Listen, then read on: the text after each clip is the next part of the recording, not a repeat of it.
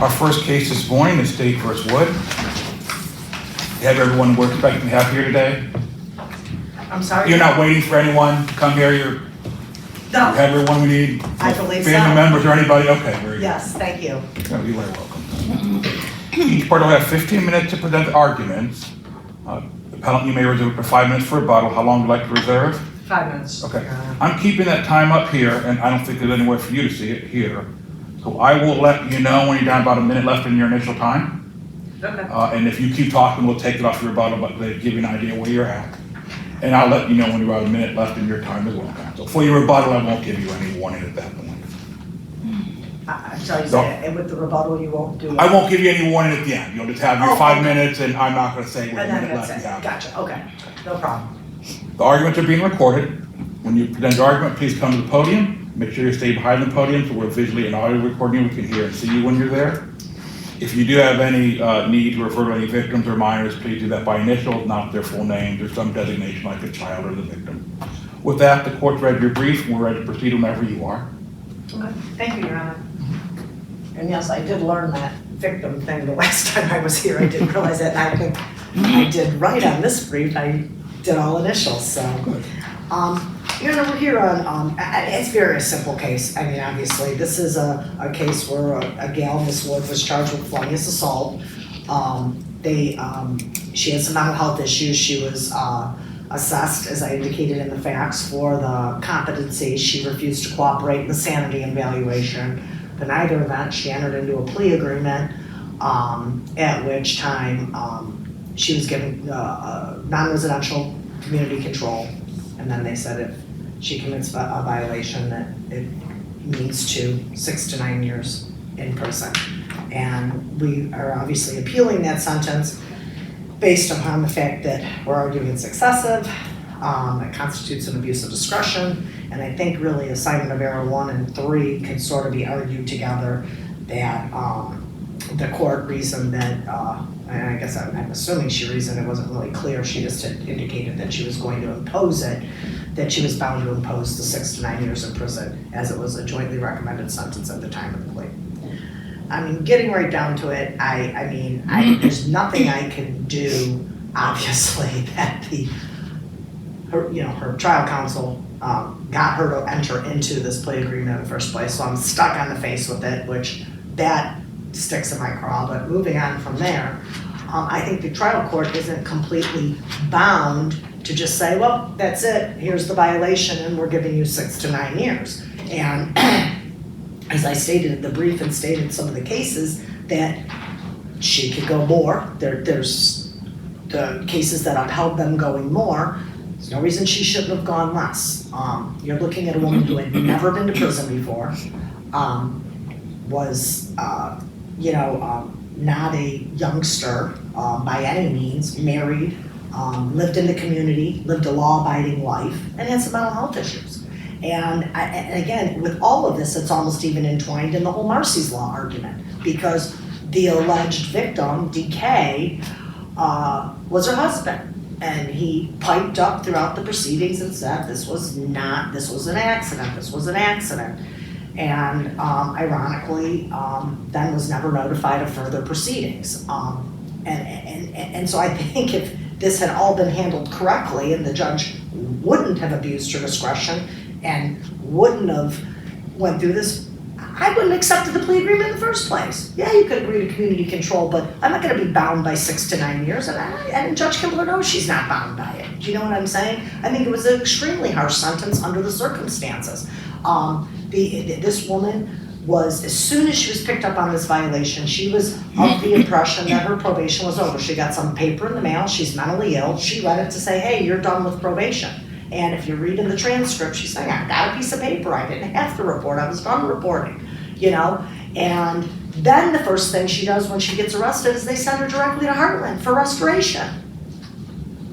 So then she comes back in and apologizes and says, yeah, I guess I thought that paper terminated my probation and I should have been reporting, and comes in and now she's doing 6 to 9 years. That victim was never notified They want to use this flim-flam excuse that he didn't check any boxes and tell the state of Ohio that he wanted to be notified. I mean, Marcy's law is a constitutional amendment. I mean, they know it. He wrote letters to probation. He wrote letters to the judge. He filed motions. Counsel, I'm sorry for interrupting you. I know you're trying to make a point, but I don't want to forget this point either, and that is, how does your client, the defendant, have standing to raise a Marcy law violation?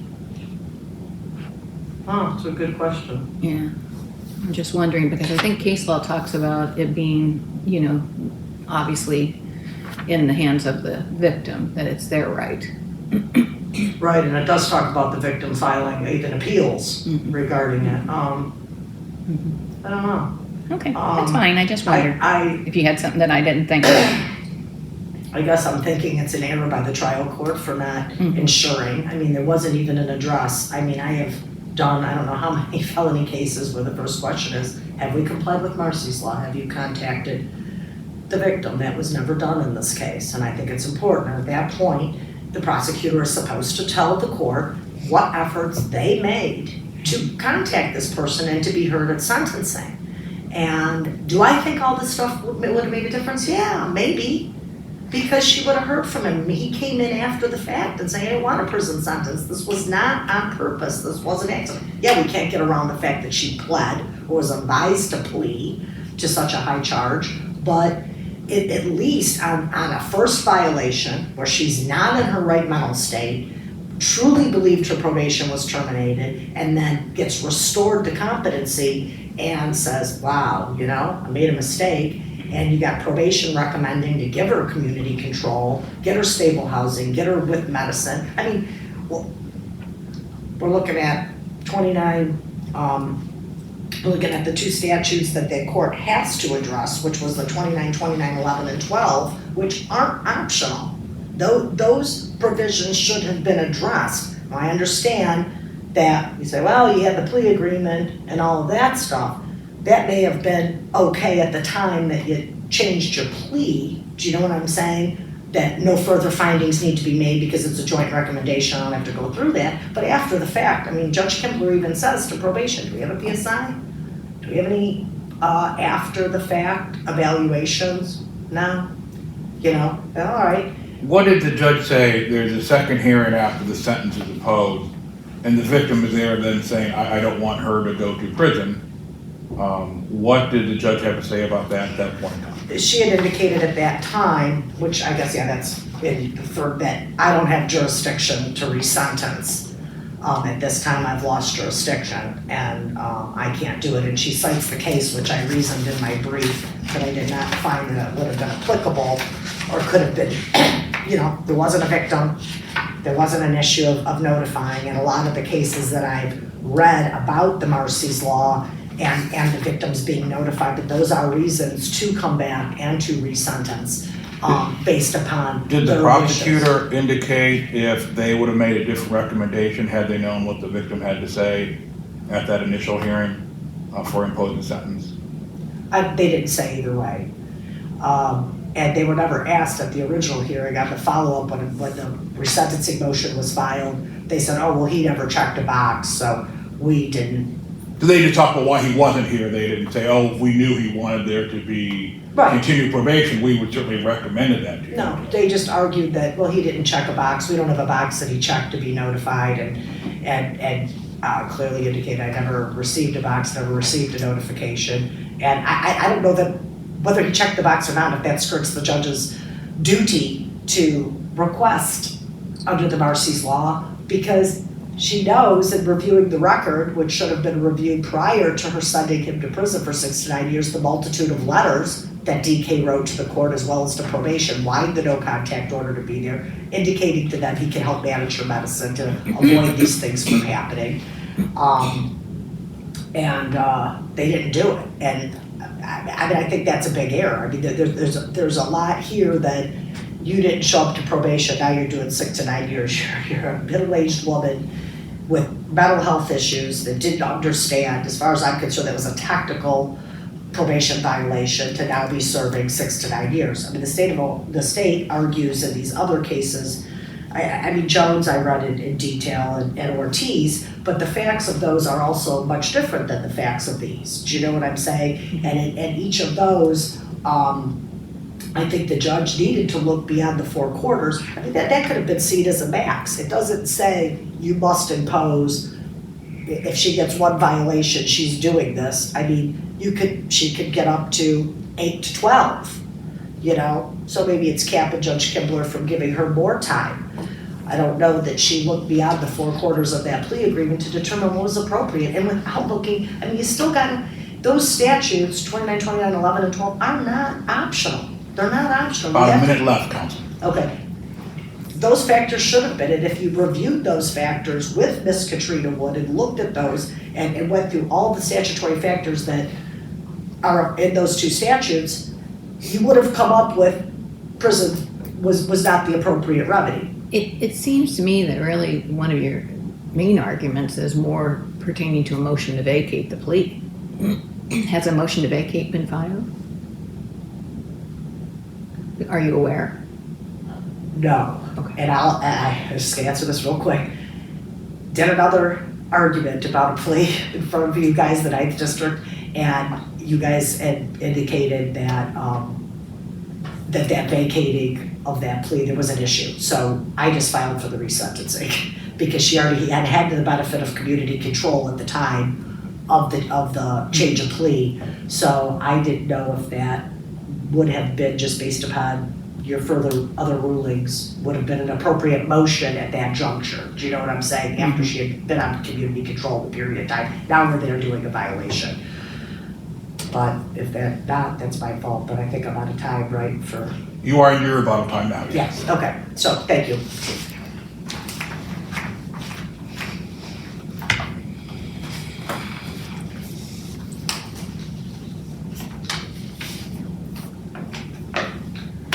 May it please the court, my name is Stephanie Zuranek, and I'm from the Medina County Prosecutor's Office representing the appellee, the state of Ohio. Katrina Wood assigns 3 assignments of error, all of which should be overruled. First, her sentence of 6 to 9 years in prison is not excessive and is not reviewed under an abuse of discretion standard. She argues that the test set forth in State v. Kalish applies to her case and that the length of her sentence is an abuse of discretion by the trial court. However, the Supreme Court of Ohio's later decision in State v. Markham provides that, quote, an appellate court may vacate or modify a felony sentence on appeal only if it determines by clear and convincing evidence that the record does not support the trial court's findings under relevant statutes or that the sentence is otherwise contrary to law. And of course, clear and convincing evidence is more than a preponderance of the evidence, but is less than beyond a reasonable doubt. When deciding Markham, the Supreme Court looked to the language of RC 2953.08G2, which includes the language regarding the record not supporting the trial court's findings under relevant statutes or being otherwise contrary to law. The Supreme Court specifically stated in Markham that the appellate court does not need to apply the Kalish test, and that's because of the language of 2953.08G2, which says in its own language that the standard of review is not whether the sentencing court abused its discretion. Section 2953.08D1 provides that a sentence is not subject to review under Section 2953 if the sentence was authorized by law, it was recommended jointly by the prosecution and the defense, and was imposed by a sentencing judge. And all 3 of those criteria were met in these cases. The prosecution and defense jointly recommended non-residential community control, with a sentence of 6 to 9 years of prison if she violated community control. It was due to the victim's wishes that Wood receive non-residential community control at all. In fact, when the 6 to 9 year sentence was imposed, the trial court stated that it was trying to remind myself why you have probation on an F2 felony case. A 6 to 9 year sentence is within the statutory guidelines for sentencing found in Section 2929.14A2A for a second degree felony, which allows for a minimum term of 2 to 8 years and a maximum term as determined under Section 2929.144. The trial court stated in its September 5, 2024 journal entry that it had originally considered 2929.11, 2929.12, and 29.13b when imposing the sentence. Even if the trial court did not consider those statutes, RC 2953.08 G2A and G2B do not allow an appellate court to modify or vacate a sentence based on noncompliance with 2929.11 and 2929.12. 2953.08G2A does not list 2929.11 or 2929.12 in its list of statutes where the appellate court must find clear and convincing evidence that the trial court failed to make findings under those statutes. The Supreme Court has also stated that 2953.08G2B, quote, does not provide a basis for an appellate court to modify or vacate a sentence based on its view that the sentence is not supported by the record under RC 2929.11 and 2929.12. The jointly recommended sentence is not reviewable because the parties agreed to the terms of the sentence. The judge does not need to justify the sentence because the defendant has already agreed that the sentence is justified. And as the appellate mentioned, there is a case from this court, State versus Ortiz, in which this court found that a jointly recommended prison sentence could not be challenged under 2929.11. Ms. Wood cites State v. Hudak from the 8th District for the proposition that the court must find that the minimum prison term is not appropriate before imposing a greater term. The sentencing judge was not required to find on the record that the minimum term was not appropriate, since Revised Code Section 2929.14b has been updated to remove that requirement. Second, the trial court correctly denied the motion to resentence Wood. The trial court stated in its journal entry denying the motion to resentence that the court attempted to notify the victim of the probation hearing, both itself and through its probation department, but could not do so because the victim had not provided current contact information to the court or requested notice as required by Revised Code Section 2930.161. RC 2930. Did the probation department not know where the victim was, other than saying the box wasn't checked? At the hearing, was there any discussion about why the victim wasn't notified? And did probation say, well, gee whiz, we don't know where the victim is, we can't notify them? I don't believe so, Your Honor. The most recent address that the court had from the victim was from a letter dated August 15th of 2023. So I'm not entirely sure how the victim heard about the resentencing. They had complied with Marcy's law before that with notifying the victim of various goings on in 2022 when this originally happened. It would seem fair and reasonable for both the prosecutor and the probation department to make sure the victim knew about these hearings. Is that a burden that's impossible for the two departments to meet? No, it is not, Your Honor. Any change in policy based upon this case, even though you may or may not win, any change in policy, how we're going to make sure to let these folks know about these hearings, because that is important. I'm not sure about any policy that the trial court prosecutors have set, Your Honor. As I said, between April of 2022 and June of 2022, the prosecutor's office had been in contact with the victim 18 times, and it was because of the victim's wishes that they recommended non-residential community control in the first place. The Supreme Court of Ohio stated in State v. Gilbert that without statutory authority, a court is not permitted to reconsider its own final judgment. Counsel, can we go back a little bit? Sure. In regard to the court is an agreed upon plea, Yes, and then she had at least technical violations of the probation, of the community control. And then the court sentenced her as the court had announced. It was part of the plea agreement. Why is the court bound by that and in the actual imposition of the 6 to 9 years?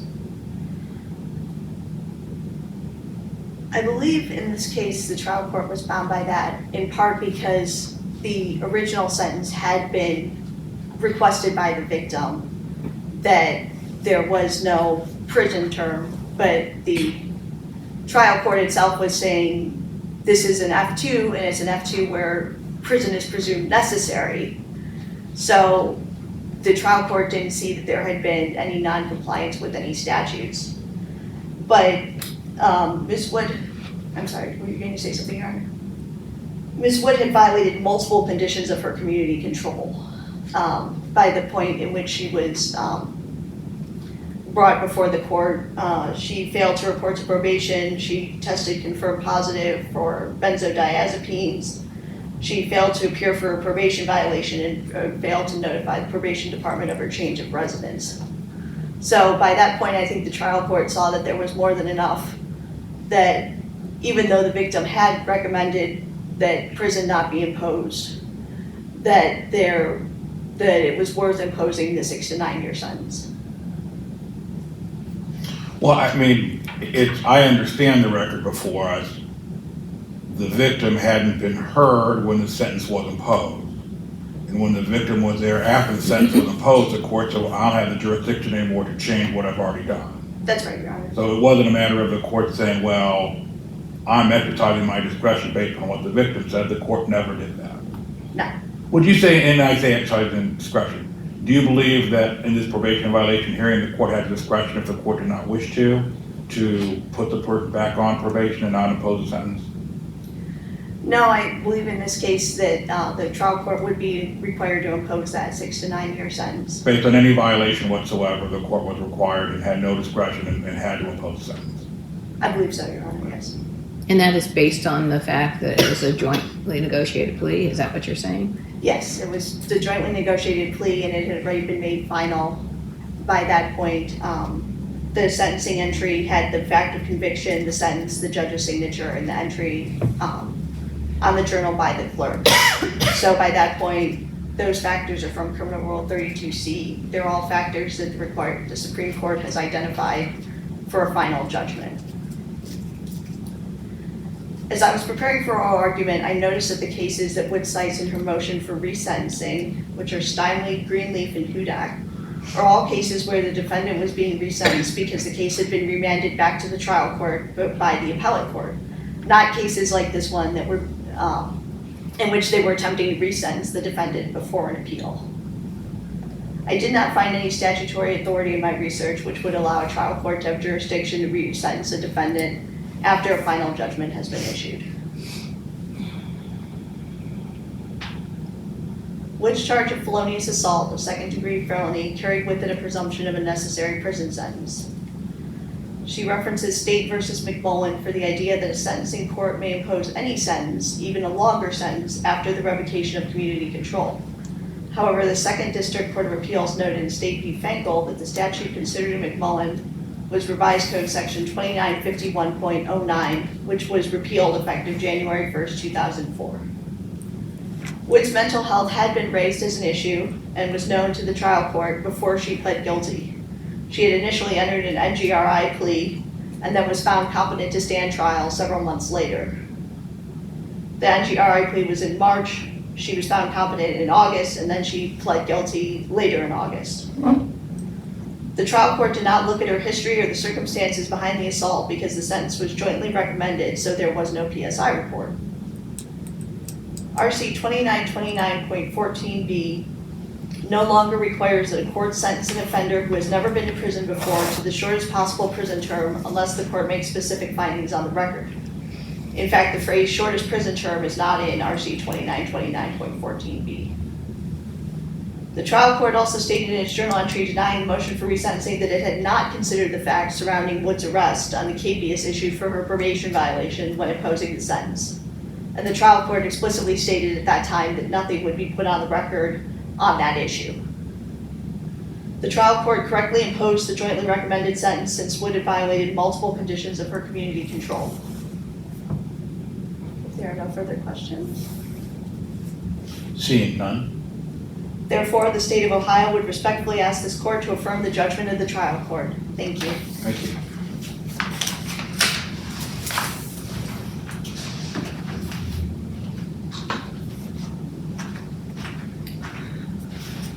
Thank you. I guess I didn't introduce myself, so I'm sorry. So, I'm Christina Rousseau. Anyway, I really think I want to brush on a couple of things that the state of Ohio said. First of all, I want to get back into this Marcy's Law thing. Because in their argument, it seems to appear that it's a double-edged sword. Well, we consulted him 18 times. We met with him extensively during the trial proceedings. And Yeah, he just didn't check a box, we didn't know where he was. The guy continued to write letters. He's never left his marital home. There was no evidence that he moved. There was no evidence that they even attempted to locate him. Nobody asked. The judge has a duty to ask, period. And she wanna say I cited those cases for the resentencing, and it was because the Court of Appeals sent it back. Well then, yeah, send it back for resentencing. I guess that's what would be appropriate, because he wasn't notified, and it wasn't. And the plea agreement doesn't say if she commits one violation, whether technical or otherwise, she has to go do 6 to 9 years in prison. I don't think that skirts the judge's duty under 292911 and 292912 to give this woman a proper sentence. I mean, that's just beyond me. So I mean, I think that does. And in terms of Ortiz's first violation on his, first of all, he had a criminal record. He wasn't mentally ill. He wasn't a female in her mid law-abiding citizen her entire life until she had this mental health episode. A little bit different person, but his first violation in that case, he was placed back on community control. His second violation, he picked up new felonies, so he was sent to prison. It's a little bit different. She didn't pick up any new felonies, okay? If anything, she's only a harm to herself rather than the general public. So we're not demeaning the seriousness of this felony assault, but this was a scratch. This was a scratch from them wrestling over her possibly hurting herself with a knife and he called for assistance for her to go back into the mental hospital. Okay, every time a cop arrives, there doesn't need to be arrest and charges, and they don't need to be crammed down somebody's throat. And the judge should recognize that, and she should have addressed those factors and looked at it. So saying, that's just an easy way out. Isn't that an easy way out? You don't have to do it. Let's just say, 6 to 9 years is fine. I mean, how do you even agree to that?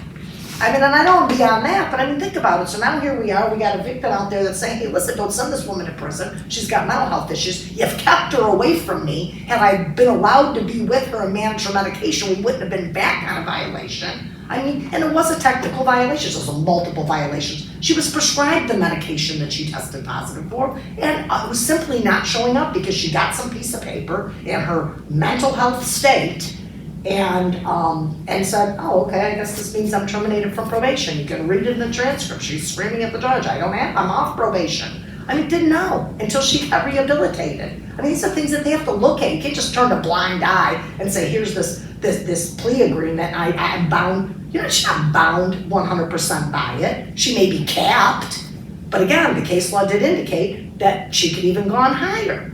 They're not bound by it. She should have looked at it, and I don't think it skirts her ability to take a look at the factors in those statutes because they're not optional. They are, it says shall all through it. So, I mean, there is some responsibility here, and yeah, I think that this sentence is one that shocks someone. I would think of the language, but you know what I'm saying? And on top of it,